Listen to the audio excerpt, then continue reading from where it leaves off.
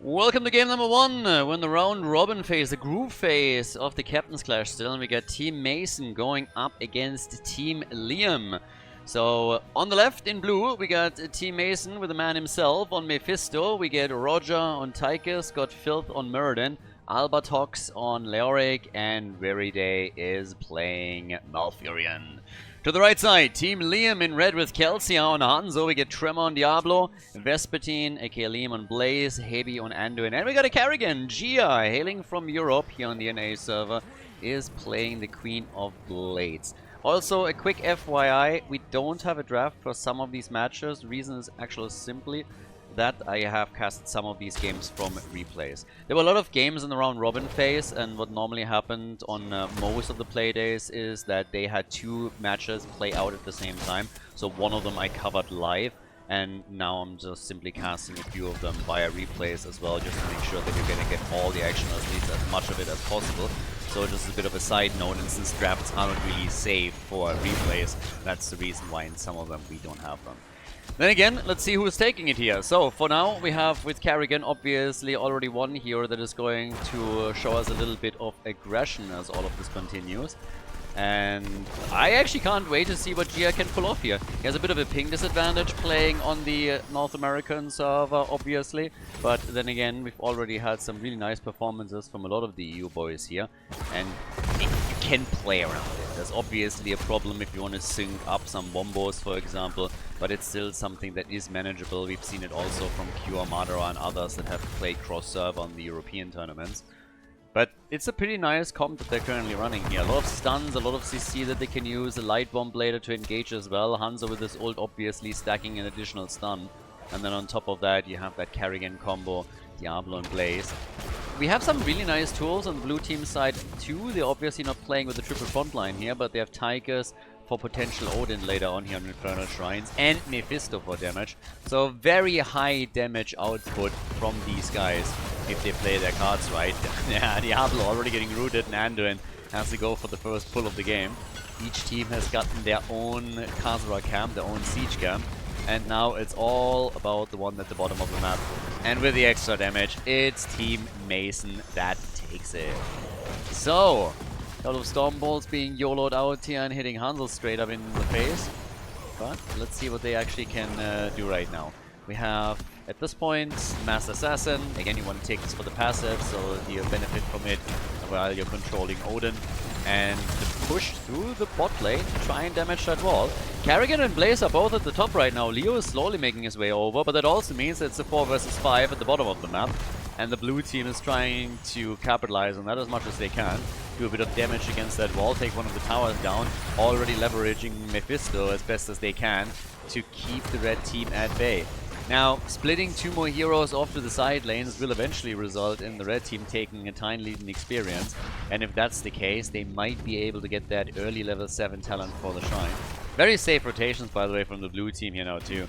They're not 100% certain where exactly the rest of the red team is, so they don't want to risk running into them in one of these bushes and losing a hero as the first objective spawns up top. So, bit of a cautious move by them. Now, Tremor already on his way topside. Carrigan and Blaze still sitting on these side lanes. Carrigan in particular all the way down at the bottom of the map. So they're trying to get some additional wave. They haven't seen a single kill yet in this game. But Carrigan will very likely join the fun here soon. They have a tiny lead in experience now, and that with Carrigan catching another wave or 2 might lead to them getting the early level 7 talent. Even Tychus is now moving into the middle. So Gia is maybe even going for a bit of an attack here, and Yeb is trying exactly that. So Tychus has to move out. Carrigan gets some easy damage in and extra experience for the team. At the top we now have 13 minion stacks for the blue team, for Team Mason. And off we go. Carrigan can rotate up top, turn this into a 4v5 for just a moment. But it's already a problem for Leoric, even without Carrigan being here. Albatox nearly going down. Rest of the blue team is jumping out as we now have Team Liam take full control of the shrine at the top side, fighting for that Arcane Punisher. Blue team is not quite done yet though, is pushing in again. Mason and his boys are looking for an opening here. Leo on the other hand in trouble and goes down as Carrigan comes in with a kill and takes him on. Both teams now on level 7 talents. We're currently looking at the billing vessel for Leo on level 7. We get Skullcracker for Murden. But after the first hero fell, the chase is now on and they're trying to get another one. Roger is being attacked, gets slowed down. The Punisher stun procs, and that is the end of Tychus, eliminated by the Punisher. So that's bad news. That's one of the defenders gone that would have been able to get a lot of damage out. And he proc the stun in front of the wall. Blaze's oil spill has slowed him down significantly enough that now the wall is entirely gone and they can maybe get some more damage in on that fort itself. Karrigan already busy in the middle. Nice start for Team Liam. They get objective number 1. Decent damage at the top with those arcane sentries that are still spinning around. And have even gotten a little bit more in the middle of the map as they're now hoping for the next few waves. And of course, to extend that lead and experience, that will help them to grab an early level 10. So, really nice opening for Team Liam. Good start for them. The 2 kills, half a level lead, and now also a bit more control of the map itself. Karrigan has been working nicely up to that point at least, so she's going to be a constant threat now against Team Mason. Blue team attempting to get their own camps too, now more in a defensive stance, if anything. Well, level 10 abilities, half a level missing, and Leoric up at the top with another big swing here, so yeah, needs to be careful. Well, Leo being careful usually can always go south, right? You have to really be ganked hard, and your opponent needs to also anticipate where you're going in order to die if you have full health and nobody is there yet, so Leo is going to be fine here. It's a very safe side laner just in general. Now we have the quest completed for Diablo, and in addition to that, also all the ults. That gives us the Ultralisk for Karrigan, we have a Light Bomb. Pretty much everybody is going full on stun, with the exception of Diablo, who has gone into his Lightning Breath. Really nice to take position on the Shrine too, but of course it misses out on at least one additional stun that they could have stacked in theory. And again, they already are overkilling on the CC if anything, so not really a problem that they're gonna have as this continues. Level 10 abilities are now kicking also in on the blue team side. And with that, the push at the bottom of the map is now taking one of the towers down, and the gate is nearly destroyed as well. Time to go for the next shrine. Should be announced any second now, and then we'll see which team is going to be able to claim Punisher number 2 in this series. So all the way in the middle, Mephisto still doing his thing. I kind of find this Jack in the Box, by the way, like this little skin that they have, is a little bit disrespectful if you ask me. Mephisto, you know, the Lord of Hatred, and then he's made fun of like this. The good old days in Diablo 2, when you did like Mephisto runs, Baal runs, and all of that good stuff. Those were the days, I tell you. Those were the days. When the Koreans were like streaming on European servers. Do you have Soch? Do you have SOJ? Everybody just farming Stones and Jordan all day, every day. Ah, fun times. But yeah, it's been a long while. With that said, honestly, I am still waiting for Path of Exile 2. I can't wait for more information about that game. It's probably going to be amazing. I pretty much abandoned Diablo 4 after I got my first hardcore character to max level. To level 100, I believe, in the first iteration that it brought out. But I'm tired of beta testing for Blizzard and paying full price for it, so I'm really having high hopes for Path of Exile 2. The first part never really got me. I played a little bit, but it never really clicked with me. But the second one looks absolutely amazing, and I really hope that he can do justice to the early hype, so time will tell. But here on our Diablo map, we have at the bot lane currently the blue team getting ready for the fight, because the second objective is now up and it is time to bring it back, or at least try to. Muradin already put into a bit of a corner. Avatar's up very quickly here.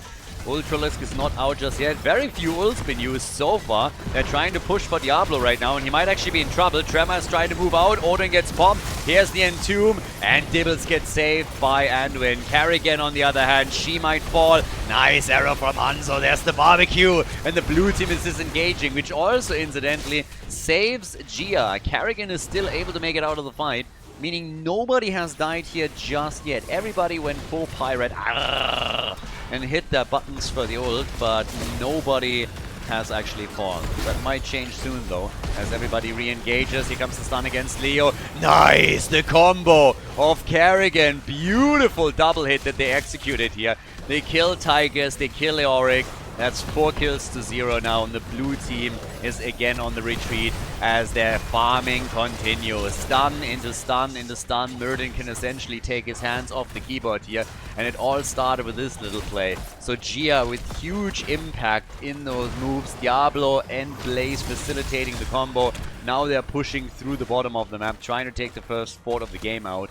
And we have Kerrigan plus Blaze splitting off towards the side lanes. Lots of momentum now for Team Liam. They've done great here.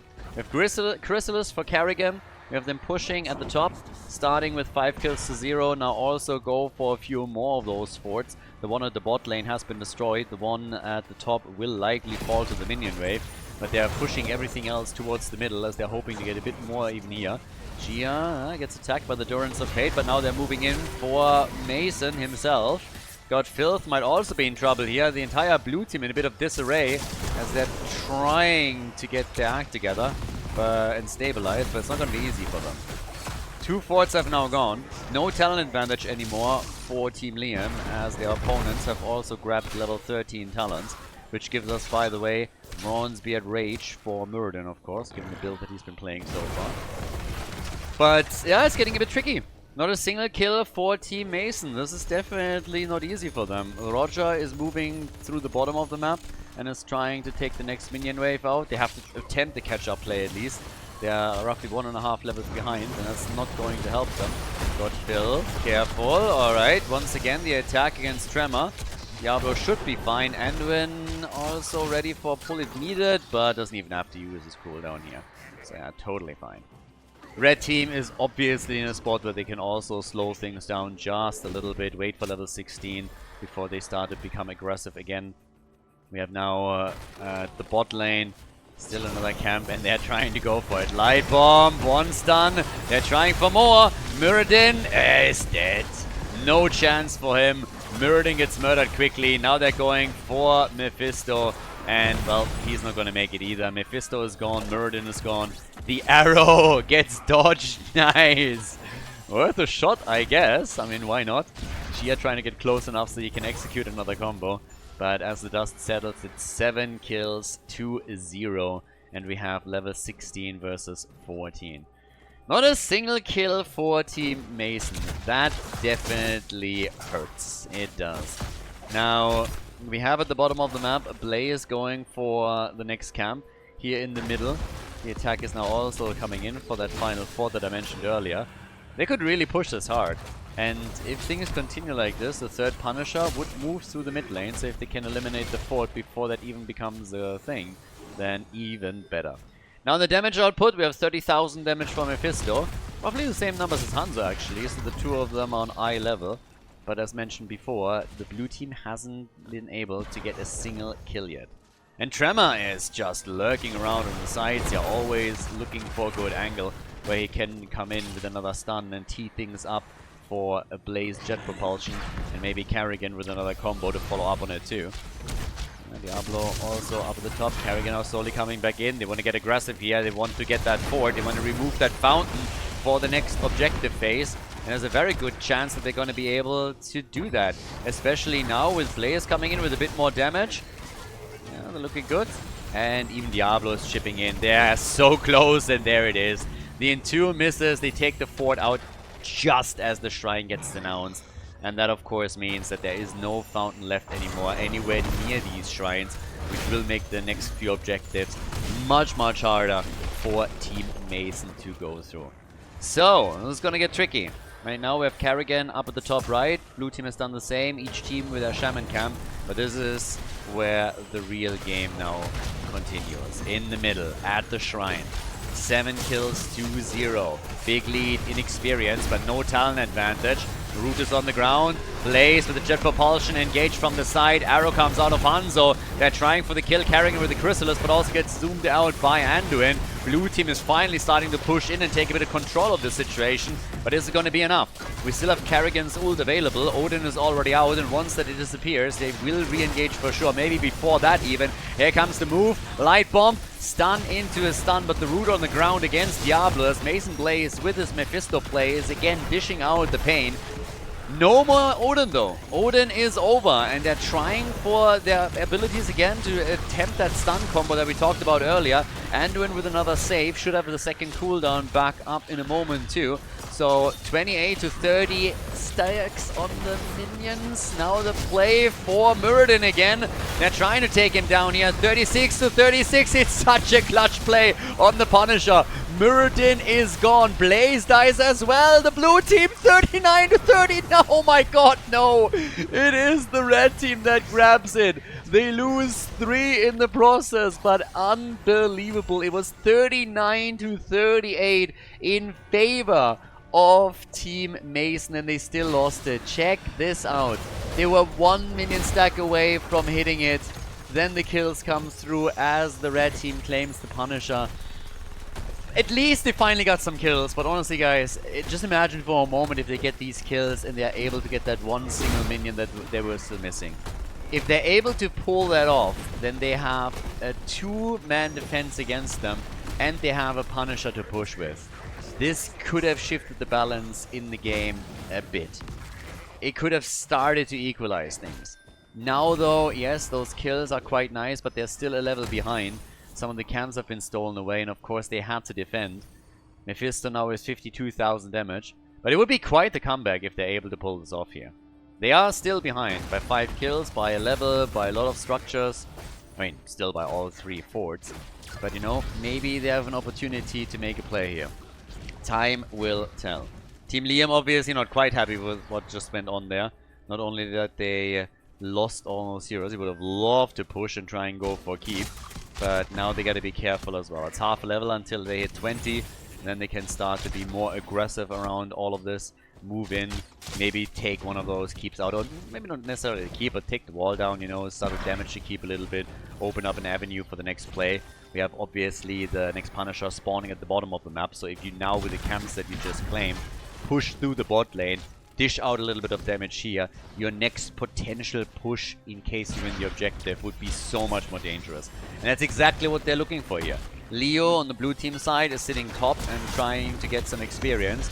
But everybody else is already getting damage in. So they're getting the bunker out to start damaging things here. Level 20 talents are ready, and that keep is already down to roughly 50% of its HP. So the poke just continues. We have the camp 2, Muradin YOLOing out a Stormbolter 2 as Mephisto is trying to burn everything to a crisp in his sight. So far so good. But it's still at Storm Talent advantage, and it goes a long way. So they are damaging this thing severely, and it's not looking great. Blue team knows that engaging and losing heroes right now would be a catastrophe for them. So they're just trying to poke from a safe distance as best as they can, but it is tough. Next minion wave is about to come in, then the blue team will have to defend once again, and I don't think that keep is going to make it. Leo is doing the best that he can, rotating between the mid and the top lane to get level 20 for them, but it's not going to be in time. Everybody's just poking slowly. Liam himself can Carrick can even engage, as I was about to say. Blaze can try again from a distance to also contribute a little bit. But then Gia just said, I'm done with this. Jumps in, takes it out, and that is a big, big move by them. Obviously, the blue team now has also level 20 talents, so that's a bit of concern maybe for the next fight. But then again, there's still fountains available for Team Liam, so they have the sustain advantage in those fights. And on top of that, they have of course a massive lead just on structures alone. So if they play that card well, they can start going with the next Punisher for maybe even the game. Now, when you look at the experience, passive experience, like a 5,000, 6,000 point lead for the red team, it's really the minion experience with the blue team makes up for a lot of that throughout the game. So they did a great job, especially Leoric, of course, rotating between the lanes continuously to try and make that work. But the team fights, they have gone just a little bit better for Team Mason. It's the Frozen Punisher that we're fighting for again. Red team is slowly starting to try and take control. Here comes the Hellgate, misses the hit though. They're still chasing. They're chasing Malfurion, and Bird Boy is in trouble and goes down. Malfurion is dead, the sustain is gone, and this might just be the beginning of the end. They go for Mephisto and they drop him as well. That's a lot of the damage that disappeared now too. Muradin is sitting in the back. Leo gets also followed, and they just want the entire team here. Got Filth is in serious trouble, is barely able to get out, but it's 3-man on the blue team side. And Team Liam is starting to play it safe again. They're not pushing for core, they're not pushing for anything too aggressively. Instead, they're just saying, alright boys, let's get that Punisher and then we can push. Grab a few camps in the process as well. Go for that bot lane push towards the core and try to take the victory in game number 1. The 3-man defenders here, they're soon going to be joined by Malfurion and Mephisto again, so it should be a 5-man defense at least, but it's still going to be tough times.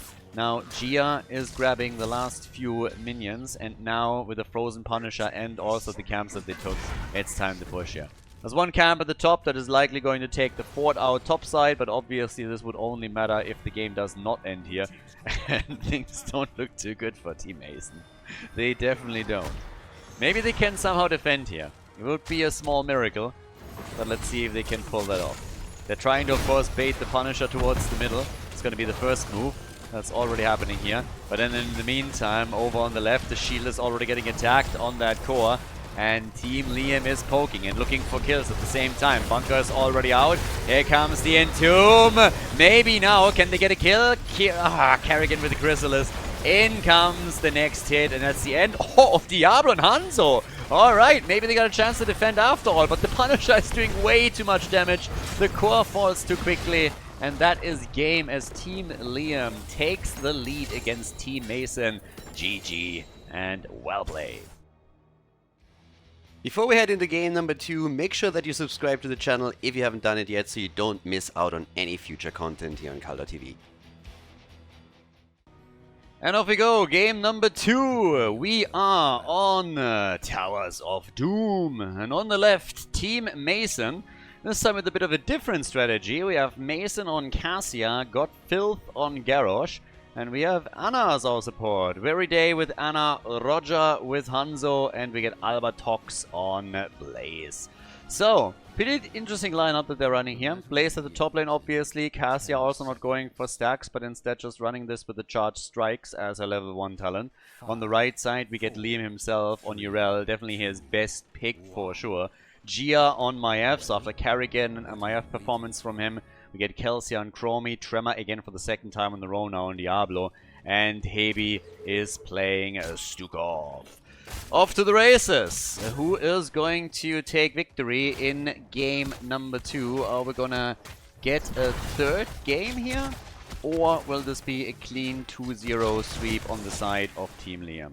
At the bottom of the map, we already have them busy here. I mean, obviously, regarding the comp that they're playing, once that you're running the show with Stukov, you have a lot of things you can do if you tie opponents down in a small area, and that's what he's going to try and exploit as best as he can.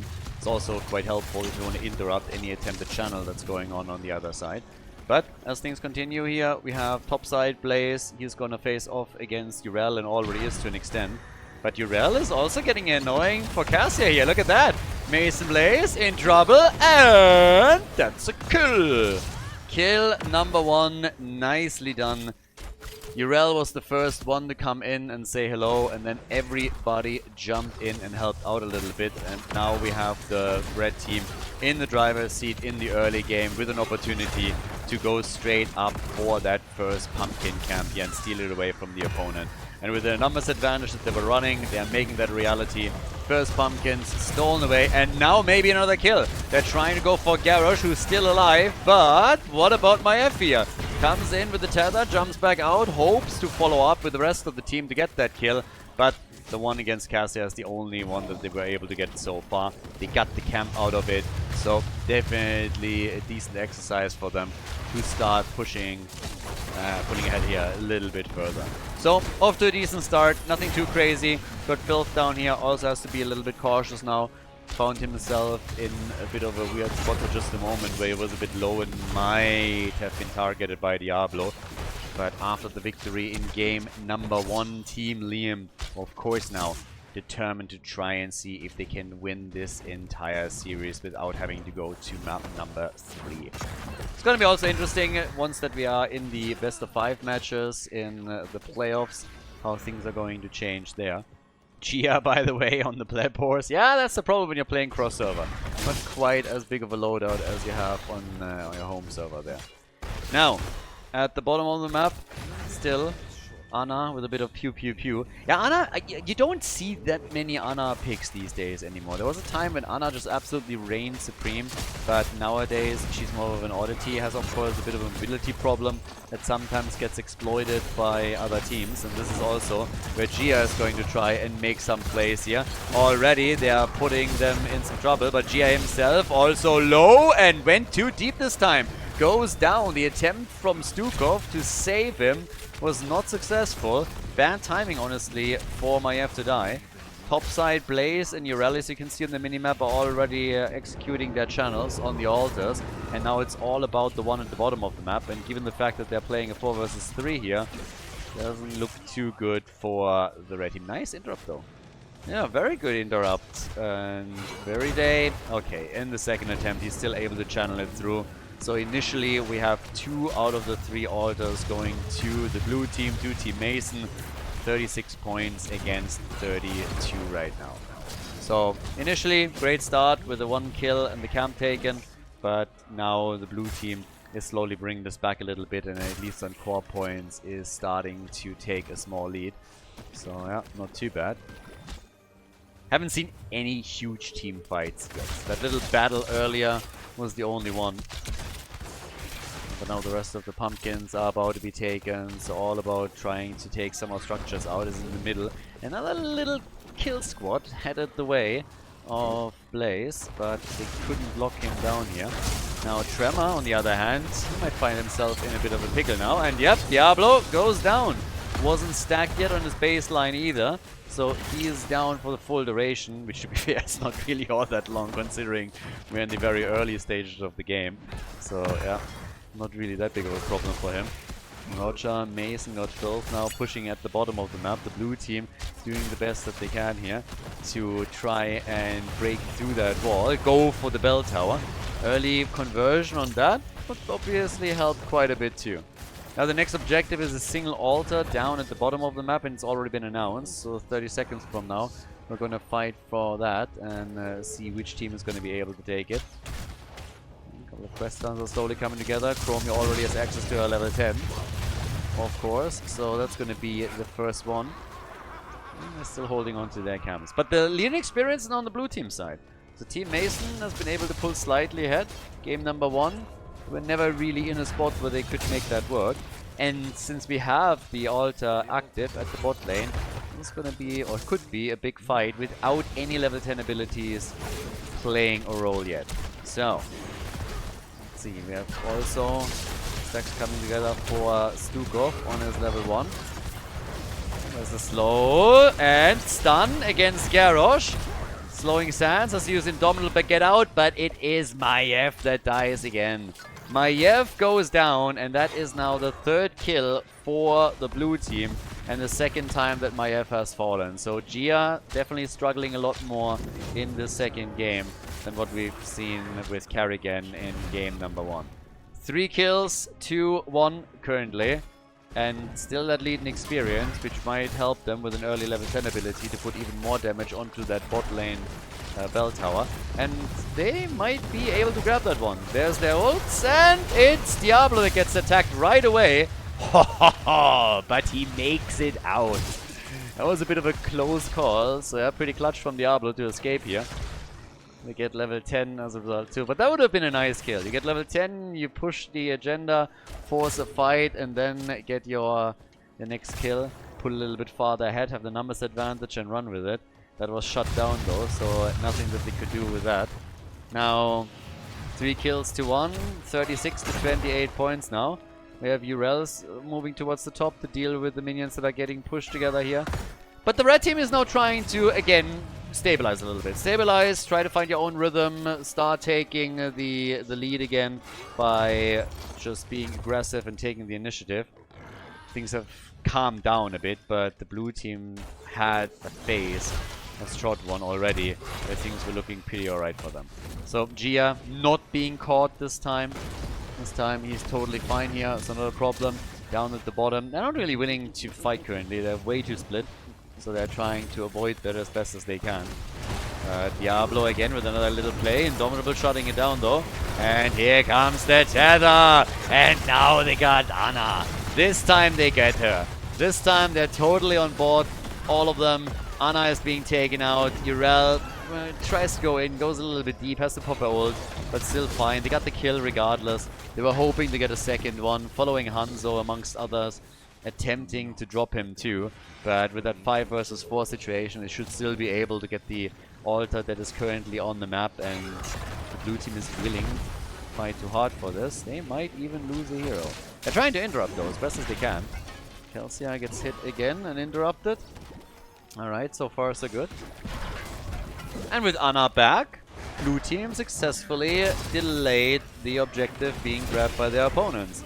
The disc on Blaze though, so they catch him and try to force the fight here. Can he survive through that? Has to bunker up, but they are going to be fine. That altar, on the other hand, is still in play. Still has not been taken out. Tremor gets taunted and is dead. They look for the counter kill, but the blue team flowing much, much better in the second game than they did previously. So yeah, this is 100% working better for them right now than what we saw on Infernal Shrines. So here on Towers of Doom, they are continuing to pull ahead a little bit. Yeah, definitely not looking too bad. I mean, you're just looking at the numbers. We have them with half a level lead, 4 kills to 2. And of course, if they channel that altar, they will pull farther ahead on the core. But so far, it's not really happening. Diablo is back. Was obviously fully stacked when he died. And appeared with just a couple of moments left. The EMS to move back is insanely low. But that altar is still in play. Blaze is trying to change that, and I suppose this time it's going to work out since nobody is seriously attempting to stop him. But the shots are now fired, and that puts the team down to 24 points. That's a pretty comfy lead. This is a huge comeback map, of course, so late game momentum is everything here. But this is still a very comfortable lead for the team in blue. They might be able to force game number 3. Invading now opponent's territory. Taking those pumpkins, and we have now 36,000 damage for Cassia. She's currently top damage in the game by a pretty big margin, by the way. I mean, compare that to Chromie, she's more than doubling it. Cassia is really putting the numbers out here. It's a little bit ridiculous when you think about it. She's more than doubling the damage of the top damage dealer on the other side. And it's not only her. You look over to Hanzo and he's sitting at 30,000, so it's essentially the same thing. About twice the damage of Chromie. Red team really struggling to coordinate the damage here. Then again, we now have both on level 13, and interestingly enough, it's actually the team in red that has now pulled ahead in experience. Not by much, obviously, this is easily going to be negated by the opponent, but just the fact alone that given the circumstances here, they were the ones to now draw even again, is already pretty big. Next altar phase is going to be a double at the top. Traditionally, that would be an exchange between the top left and the top right. Nobody really making a big deal out of any of this. But maybe, just maybe, the team in blue feels a little bit optimistic and tries to attack here. Pumpkins are already being escorted through down at the bottom of the map. So far, they haven't hit anything. Well, they hit anything. They haven't done enough damage to give them a chance to take the bell tower over. But the pumpkins themselves obviously connecting. And now with the double altar at the top, we see exactly what we expected. Channel on the left side, uncontested. Same happening over on the right. In this case, it's actually Liam that does it. So just an easy exchange of 4 shots fired from each team. So yeah, nothing too crazy. That is getting interesting here. That 12-point lead on the core still maintained. Now, the next phase is going to be pretty big. Next altar phase, we're going to get 3 again. And that is where things can easily flip. Or it can already be a little bit of a death blow by the blue team. It all depends on if we're seeing any fights beforehand. If we're going to get level 60 talents, for example. If somebody is able to take a few of the heroes out. And how much momentum you can build up with the next objective. But both will have access to their next talents. Talking talents on 13, we got the Virulent Reaction. A little bit more CC from Stukov as well. If he ever is able to connect that properly. The 16, that gives us also the Martial Law. And now it's party time. Yeah, now it's gonna get pretty interesting. The camp's being taken here, and everybody probably gonna be more willing to fight. Diablo nearly fully stacked. I think everybody is just readying things up. You have, for example, on the cooldowns, all of the ults available. This is out, alright. Yeah, Mason still fine though. And the barbecue burns Hanzo together with Chromie. They get a kill. So now the red team with some momentum, and they're going to go for another kill. That's the double right here. Garrosh and Hanzo are both dead. Job well done. And this is now giving them a great opportunity to start to catch up. It's 4 kills to 4. They push through the bottom of the map, get the pumpkins in here to destroy the towers, and maybe start converting that bell tower over. If they get at least 2 out of those 3 altars, they will also start to catch up a bit more. If they can get, of course, an additional one, would be fantastic, but I doubt it. And as you can already see here, unlikely to happen. Nope, the channel goes through, they get at least 1, but while the rest of the team is channeling the top right and in the middle, we have Chromie busy at the bottom of the map, attempting to take that bell tower over. So last few shots are fired, we now have 24 points to 16, they're closing that gap a bit. And they're putting the damage and the hurt on at the bot lane, exactly as you would expect. With the pumpkins now connecting, that's a conversion. They would have loved to do that before they channeled the altars, but, well, can't have it all. So, this isn't the Make-A-Wish Foundation here. Now, we got, at the bot lane, still, full control. It's usually the bot lane control that you really want to hold on this map, and the main reason for it is that you have 2 pumpkin camps that moves through the bottom. So, if you control both of the bell towers at the bot lane, you have a chance to escort those pumpkins through directly and then do damage to the core. That's something that on all the other lanes, it's not all that easy. Top side, you have at least 1 camp, but of course, if you have 2 available, it gives you way more options of what you could potentially execute as a decent play. Yeah, Liam has to pop his ult. Rest of the team is moving in. Urel might be in trouble, but actually she's totally fine. Here comes a short distance arrow from Hanzo. It's a bit of a waste, gets the stun out. But the barbecue burns Cassia again. She's at 50,000 damage, still doubling the damage of anyone else here. But it didn't help them in this fight. Cassia is still dead. So is Garrosh. They can go for the boss, and there's a double altar now spawning at the bottom of the map too. So there is a lot of momentum now for Team Liam. It's actually fantastic for them. If they get all 3 here, the opponent would be down to 12 points on the core. Actually, less than that. It would be on 10. So already we're having the shots connect from boss, and that means that another 10 could now be taken. 20 to 16, and there's not enough time for anybody to come back and help with defense. So that's not going to be a thing. We have Stukov channeling, we have Chromie channeling at the same time. And with the shots now fired, this is 10 shots connecting. Bam! Straight up. So all of a sudden, after leading for the longest period in this game, we have the team in blue behind. They are sitting behind right now, having a little bit of a problem on their hands, because this could very well be the last map they play in the series, unless they're able to turn it again, which they're definitely going to try, of course. But right now, with level 20 talents available for their opponents, it is getting harder and harder. They need to soak experience first to get their own Storm talents, but just not there yet. So 6 kills to 4. In the middle, we still got Urel sitting here. Down at the bottom, they are defending the bell tower as best as they can. Obviously not willing to give that up. And with the talent advantage, they definitely won't. The boss is also already taken, so there's not much else to do, honestly. You defend the bot lane, you're getting ready for the next objective, which is a double altar at the top. So technically, the next objective could end the game. If they are able to grab both, that might be a thing. So, gotta be very, very careful around that. Now, with Blaze sitting in the middle, they're hoping to get the experience that way. And also, down here, they're keeping those pumpkins at bay best they can. Yeah, take those out. And now we got the altars activated. So, here's the moment. I mean, can they take both? Team Liam can take both, that would be the dream. It's gonna be a bit tricky because the blue team should be able to get their Storm talents.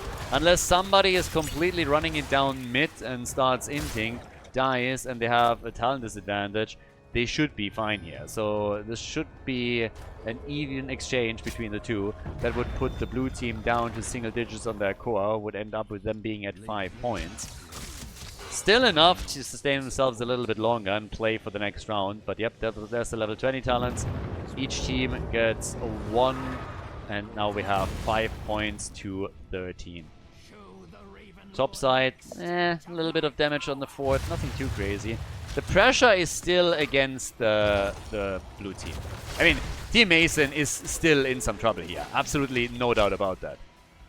So, with all of this said and done, we're now currently having a desperate attempt by the blue team trying to take out that bottom bell tower and take it back and convert it over. But, it's going to be a bit tough. Urel at the top, Maiev sitting in the middle.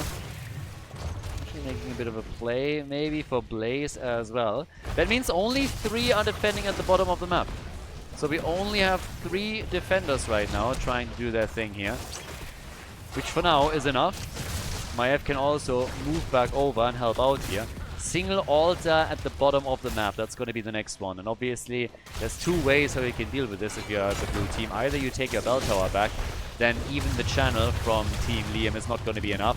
Or you take the altar. The problem is, it's very difficult to access it if you've lost your bottom bell tower. And while they are desperately trying to take this one back, we're having a push in the middle being executed by Urel, trying to ensure that this one is going to fall too, so it doesn't even matter. So things are getting quite tricky here. Albattox is moving in to make sure that the minion wave is not able to do too much damage, but it's still a dicey spot for Team Mason to be in.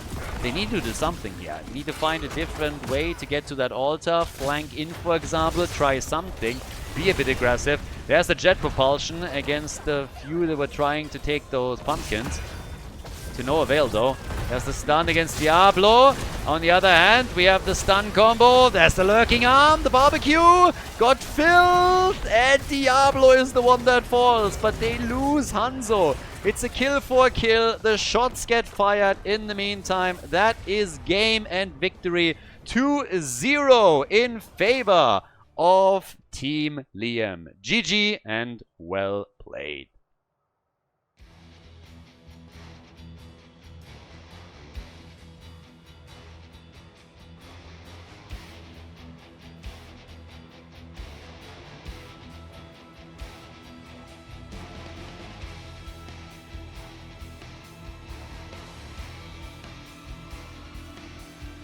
Thank you everybody for watching the video today. I hope that you enjoyed the show and the commentary. And keep in mind that the spoiler protection that is going to run for the rest of the video is made possible by all the support on patreon.com.